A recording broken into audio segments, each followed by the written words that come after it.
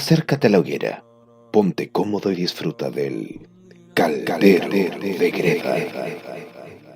En él, juntos vamos a vertir una dosis de misterios, leyendas, narraciones, relatos asombrosos y noticias de nuestra historia que el tiempo no logró borrar. Desde el centro sur de Chile, esto es Caldero de Greda. Produce y conduce Paolo Sepúlveda.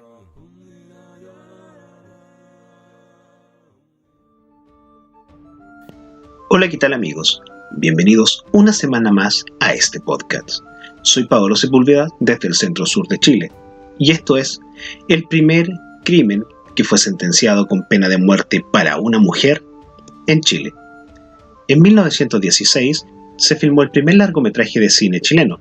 Trataba de un crimen que había ocurrido apenas 6 meses antes en la alta sociedad santiaguina, pero su estreno fue censurado en medio de una fuerte polémica y hoy no quedan rastros del film. Aquí reconstruimos la historia alrededor de la película, que mezcla un debate moral y a la primera mujer sentenciada a muerte en nuestro país. Cuando el público llegó a ver el primer largometraje del cine chileno, el 17 de agosto de 1916, encontró las puertas del Teatro Santiago clausuradas. El alcalde de la capital había prohibido la exhibición con un cartel que explicaba en breves términos que la película no podía mostrarse por razones de orden social. De nada sirvieron los reclamos de los realizadores ni la airada reacción del público. La cinta más conocida como El enigma de la calle Lord Cochrane no se estrenaría esa noche, sino 6 días después en el Teatro Colón de Valparaíso, con las expectativas lógicas que supone ver un film censurado por la autoridad. Cuando las luces se apagaron, los privilegiados espectadores se dispusieron a presenciar una historia que conocían de memoria, porque la gente y los diarios no habían dejado detalle por contar de la trama real de la asesina Corina Rojas, que al poco tiempo se convertiría en la primera mujer chilena condenada a pena de muerte, alimentando un intenso debate en la puritana sociedad capitalina de un siglo atrás. El cine nacional iniciaba así su camino con una obra que no eludía la polémica y que, según advertían las autoridades en ese momento, relataba un caso que aún no tiene sentencia judicial. Para su primera ficción, la cinematografía chilena eligió un tema sangriento y cruel que tomó prestado de la vida real y que había sucedido apenas 6 meses antes del frustrado estreno: el crimen pasional. La adolescente Corina Rojas no dudó al aceptar a David Díaz Muñoz, de 56 años y oriundo de Coinco, como su marido. El acaudalado agricultor, que había consagrado su vida al trabajo, eludiendo varias veces el matrimonio, consideró que esa joven 35 años menor le serviría para llevar un mejor pasar en sus últimos años de vida. Vivieron en el campo, tuvieron hijos y la vida pudo haber seguido el curso previsto por Díaz Muñoz, pero Corina se sentía atrapada. Su naturaleza ardiente e impulsiva, ávida de sensaciones fuertes y de goces intensos, la hacía mirar con horror la vida sin atractivos de Coinco, aseguraban los redactores del diario ilustrado Nick Carter y Max Winter en el libro El sensacional crimen de la calle Lord Cochrane, publicado pocas semanas después del asesinato. La pareja resolvió trasladarse desde Coinco a Santiago, donde, según reza la prensa de la época, uno tras otro desfilaron ante la ventana de la casa de Lord Cochrane 338 los amantes de Corina, aprovechando las constantes ausencias del marido. Fue entonces cuando apareció Jorge Sang, un alemán que le enseñaría a tocar el piano. El romance se desencadenó con velocidad y al poco tiempo la mujer sostenía económicamente por completo a su mentor, que se dedicaba solo a las clases, sin que, en términos objetivos, se notaran demasiados progresos en la técnica de la dama. No sospechaba Corina que estaba siendo embaucada, ya que el profesor, de 24 años, no había nacido en Leipzig, como declaraba, sino en Cochabamba. Su verdadero nombre no era Jorge, sino José, y su apellido Gandarillas. El Stang provenía de su madre, de origen germano, con lo cual engañó a las autoridades de inmigración. Sus finos modales y galantería enloquecieron a Corina, que intentó primero hacer un conjuro para que su marido falleciera pronto, dejándola en libertad y con abundante fortuna. Para lograrlo, consultó a varias adivinas de la capital, hasta que, convencida de que el destino no la ayudaría, solicitó a la médium Rosa Cisternas que la contactara con un hombre dispuesto a cometer un asesinato a cambio de dinero. Es ahí donde aparece en la historia Alberto Duarte, más conocido en los bajos fondos como el Saco de Luche. El viernes 21 de enero de 1916, Corina Rojas echó a andar la maquinaria de la muerte. Para proveerse de una coartada, organizó una cena en su casa de Lord Cochrane a la que convocó a sus dos cuñados, a dos amigos de su esposo y, en un acto increíble de sangre fría, al subcomisario de la policía Emiliano Feliu. Mientras el grupo cenaba en el comedor, atendido por 3 sirvientes, en una pieza del fondo de la casa, esperaba, licor en mano, el saco de Luche, listo para perpetrar su crimen, a cambio de 500 pesos de la época. En la sobremesa, el calor de los bajativos, Corina sacó una baraja de naipes para jugar, pero llegado el momento, cuando la casa estaba ya en silencio y solitaria, a Duarte le faltó valor. Fue entonces cuando Corina, de acuerdo con la versión policial y con el testimonio del propio Duarte, decidió seducirlo con algo más que dinero, y sus labios se posaron en los labios del bandido. Sus brazos lo envolvieron el cuello. Soñó jamás ese hijo del arrabal en que una mujer como esa iba a rendirse ante él. Tal argumento fue el arma decisiva que lo obligó a causar aquel crimen. El informe forense delató una profunda herida de cuchillo en el corazón de la víctima, un hematoma en la cabeza y una herida en la mano con la que se cubrió el rostro al sentir el ataque. No hubo rastros ni pistas que delataran al asesino, pero el amor que había provocado la tragedia ayudaría también a resolverla. Los vecinos, testigos y personal de servicio pronto le contaron al juez de la pasión de Corina por su profesor alemán, y en el allanamiento a su morada se encontraron las cartas de amor. Stan, al verse sorprendido, delató a su amada que el 25 de enero, 4 días más tarde del crimen, fue detenida. De allí en más, todo fue muy rápido. La prensa siguió todos los detalles del proceso, fotografió a los acusados y la cama donde se cometió el asesinato y convirtió el caso en el tema de moda en la capital. Salvador Giambastiani era un italiano que había emigrado a Buenos Aires escapando de la Primera Guerra Mundial. Sus conocimientos cinematográficos lo trajeron a Chile en 1915, con el propósito de desarrollar un negocio y trabajar en un ambiente sin prejuicios estéticos. Tras realizar varias tomas de Santiago de la época y eventos sociales, comprendió en marzo de 1916 que El crimen de Corina Rojas tenía que ser su primera película argumental y, de paso, el primer largometraje en la historia del cine chileno. En rigor, las primeras filmaciones nacionales datan de 1902, cuando las cámaras registran el ejército general de bombas en Valparaíso. Como no había salas adecuadas, el estreno debió postergarse un mes. Una década después, el biógrafo ya era una distracción habitual para los habitantes de Santiago y Valparaíso, que habían disfrutado, además de pequeños largometrajes, como Manuel Rodríguez, del director Adolfo Ursúa. Obviamente ya llegaban las primeras producciones de cine mudo, desde Estados Unidos y Europa, pero para el cine argumental chileno hubo que esperar la llegada de Giambastiani. Para escribir el guión no habría problema, dada la publicidad que había tenido los detalles del caso y la publicación del libro Diario Ilustrado. Para esa misión fue contratado el escritor colombiano Claudio de Alas. El problema era conseguir actores con la capacidad y el parecido de los protagonistas originales de la historia. Así, en un par de semanas, fueron reclutados Palmira Fernández para el rol de Corina y los actores Mario Carrasco y Alfredo Torricelli para los papeles de la víctima y el criminal. El rodaje demoró 3 meses. En agosto el material estaba listo para ser exhibido. No hubo artículos periodísticos sobre el estreno, pero sí avisos en los principales diarios de Santiago y Valparaíso. Luego de la censura, la polémica alimentó la atención del público, que obligó a reponer la cinta en Valparaíso y que, de acuerdo con las crónicas, llevó buena cantidad de espectadores a su postergado debut en Santiago. Nada queda del primer largometraje nacional. No hay fotos del rodaje ni de la película. De los actores poco se supo después, y Giambastiani se casaría con la muy joven Gabriela Buceñuz, que en el año siguiente seguiría estableciendo marcas. Sería la primera mujer directora a los 18 años, y su ópera prima se llamaría La agonía de Arauco, un romance interracial, y además una denuncia de la usurpación de tierras a los mapuches. El italiano fallecería prematuramente en 1921 tras haber fundado Chile Films. Corina Rojas fue indultada por el presidente Juan Luis Sanfuentes y libró del pelotón de fusilamiento. Su caso fue tan comentado que se transformó en los albores del siglo en una mujer con doble moral. Fue defendida por aquellos que creyeron ver en la cobertura del caso un profundo machismo. Fue sindicada como una mujer amoral y cruel por la sociedad más conservadora. No solo fue protagonista de nuestra primera película en el país, además de un libro, también de una cueca anónima que de tanto en tanto entonan algunos folcloristas y que lleva su nombre como título, La Corina Rojas. A continuación, y como no podía ser de otra forma, escucharemos la cueca de La Corina Rojas, interpretada por unas jóvenes muchachas del norte de nuestro país, las Chayeras. Hola chiquillos, somos las Chayeras. Como todos los años vamos a estar tocando para este 18 de septiembre. ¡Hola huequita!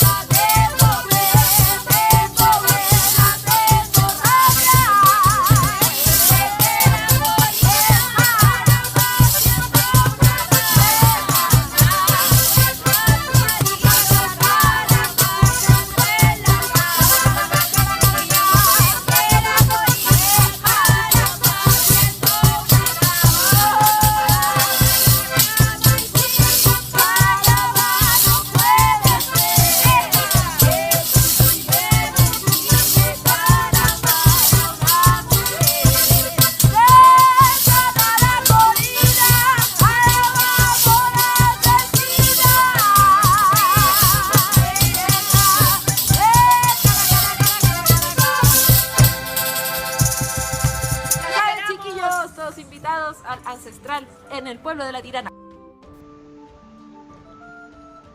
A continuación, la breve historia de la Cuesta Las Tarrias. El Cerro Lolorruca fue sin duda alguna el mayor obstáculo que tenían los colonos suizos, alemanes, chilenos y de otras nacionalidades que querían poblar estas tierras. Prueba de ello, varias familias de extranjeros llegaron a Faja Maizán, Gorbea, Pitrovkem, Temuco, y para qué decir de aquellos aventureros que en 1860 se avecindaron en Victoria, Traillén, Ercilla y otros poblados.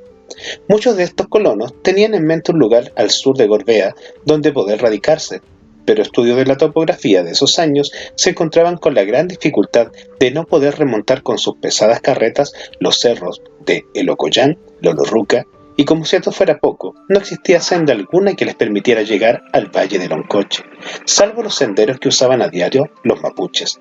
¿Por qué querrían establecerse en las pampas de Loncoche y Lefcahuello? Probablemente los colonos ya habrían escuchado que más al sur se continuaba la construcción de ferrocarriles desde Pitrovkem hasta Antilhue, pasando por Loncoche, cuya obra se inició en 1898.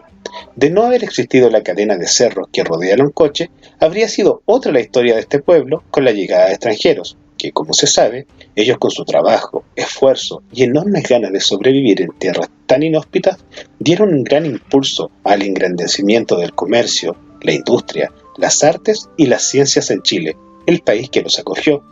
Con la terminación de la línea férrea, el tren trajo a colonos alemanes, suizos, españoles, palestinos, franceses y chilenos que se avecindaron en la nueva población.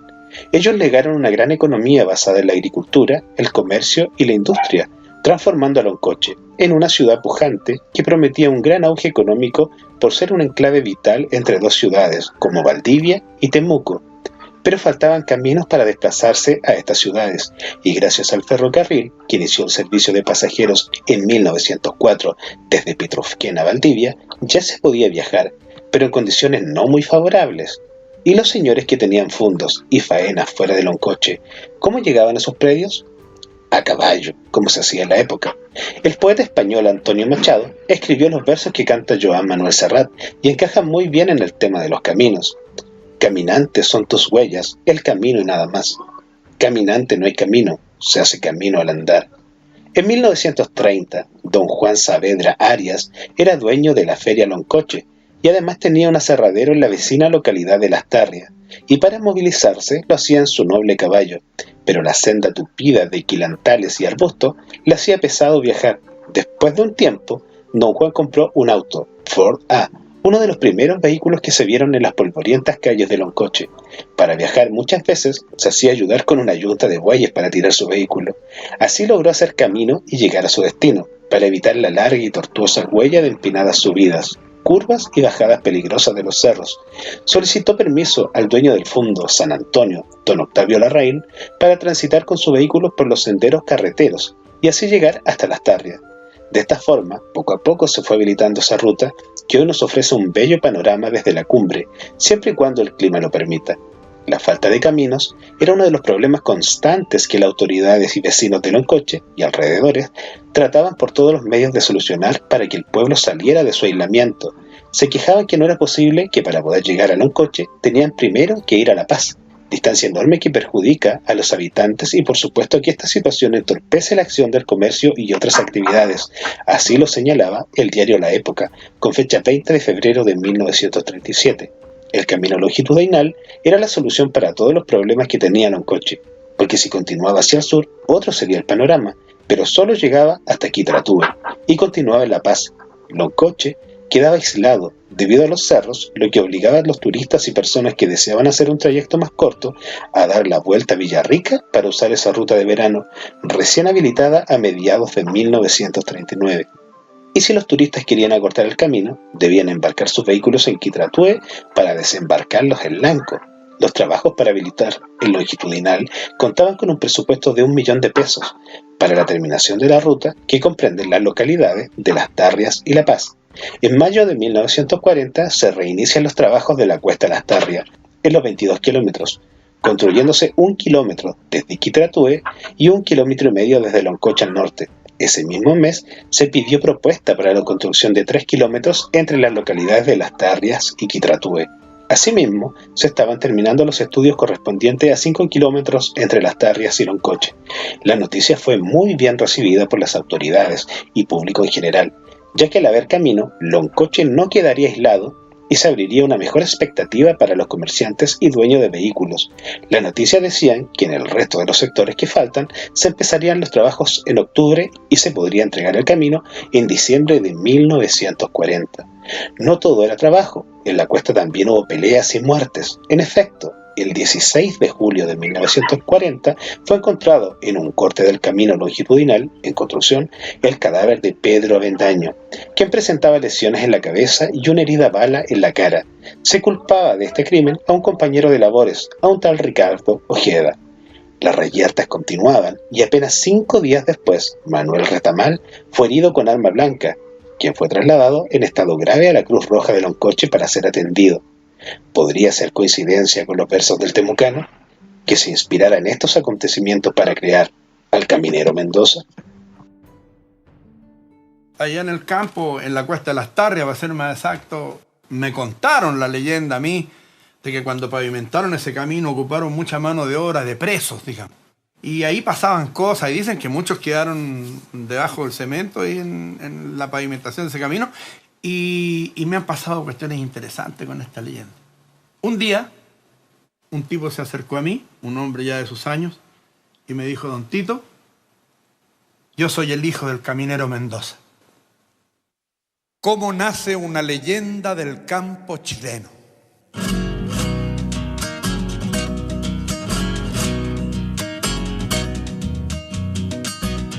Al Caminero Mendoza, caramba, lo dieron vuelta. Al Caminero Mendoza, caramba, lo dieron vuelta. Y vengo a contar la historia, caramba, que del se cuenta. Y vengo a contar la historia, caramba, que del se cuenta. Lo trajeron desde el norte, caramba, por unos pesos.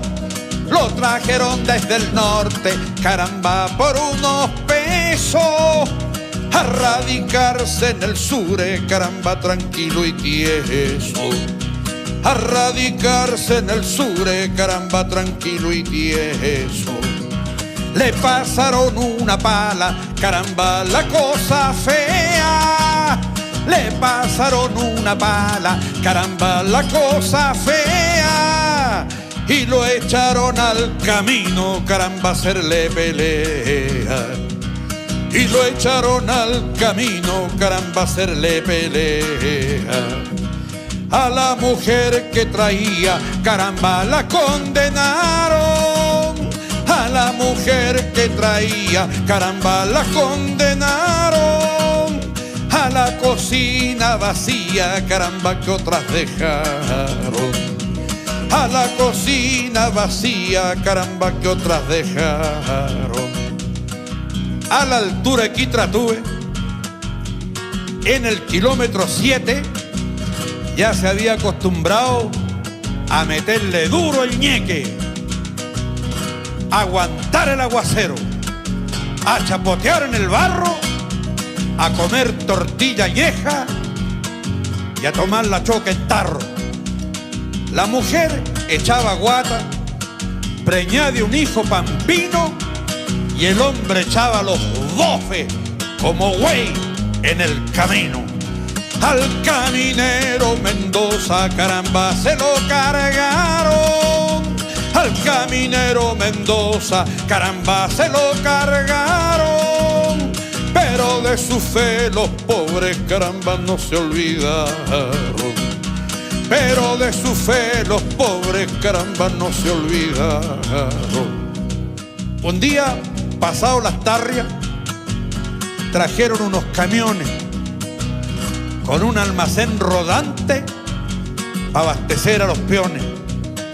Valía un par de zapatos 240 pesos, un calzoncillo 60 y 45 un hueso.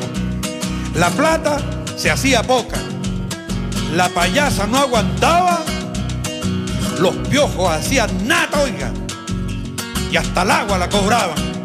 Al caminero Mendoza, caramba, no le gustaban. Al caminero Mendoza, caramba, no le gustaban los 30 cobres de suple, caramba, que le pagaban. Los 30 cobres de suple, caramba, que le pagaban. En el kilómetro 100 pagaron por el total. Quedó debiendo 10 pesos, según dijo el capataz. Ahí se formó el alegato. La gallá estaba indignada. En los coches se pararon y no trabajaron más. Mendoza habló por los peones, por los jutres, el contador. Se subieron 5 pesos, pero la cosa fue peor. En el camión almacén, los fósforos se acabaron. El té parecía paja, oiga, y las velas se achicaron. Trajeron ñatos armados pa' quietar a la gallá, y entonces se armó la grande y quedó la tentalá.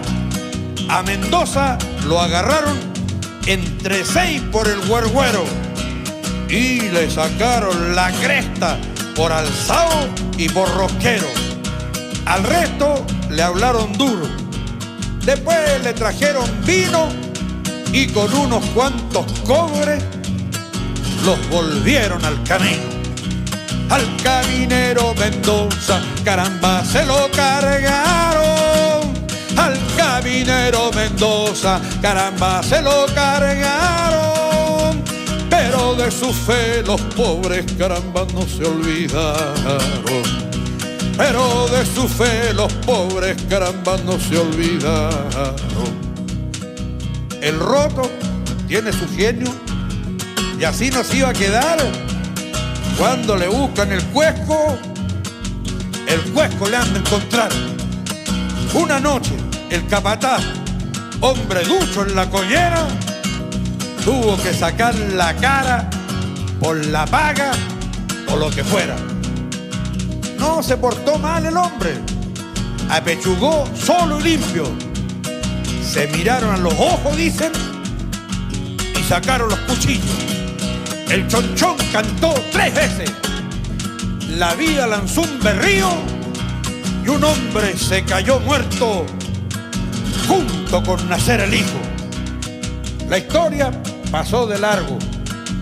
Le pusieron pavimento y allí se quedó Mendoza para siempre bajo el cemento. Así debe ser la cosa. Los caminos van y vienen y los hombres, como todos, en alguna parte mueren. Dicen que cuando en la noche se oye cantar al chonchón, un alma pasa llamando al hijo que nunca dio. Al caminero Mendoza, caramba, lo dieron vuelta. Al caminero Mendoza, caramba, lo dieron vuelta. Y yo les canté la historia, caramba, que de él se cuenta. Y yo les canté la historia, caramba, que de él se cuenta.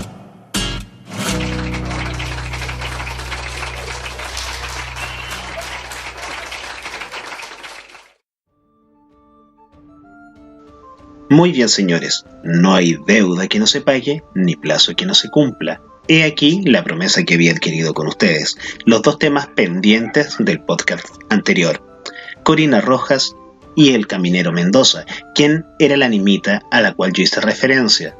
Recordarán ustedes que dije que en Chile se veneraba, en calidad de milagrosa, una animita de un muerto, un fallecido, un difunto que jamás existió.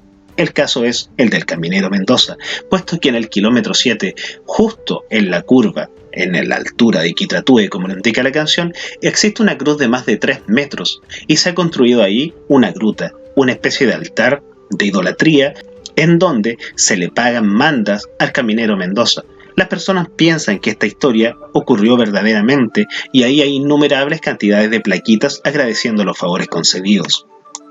Señores, desde el centro sur del país, Paolo Sepúlveda se despide hasta una próxima oportunidad.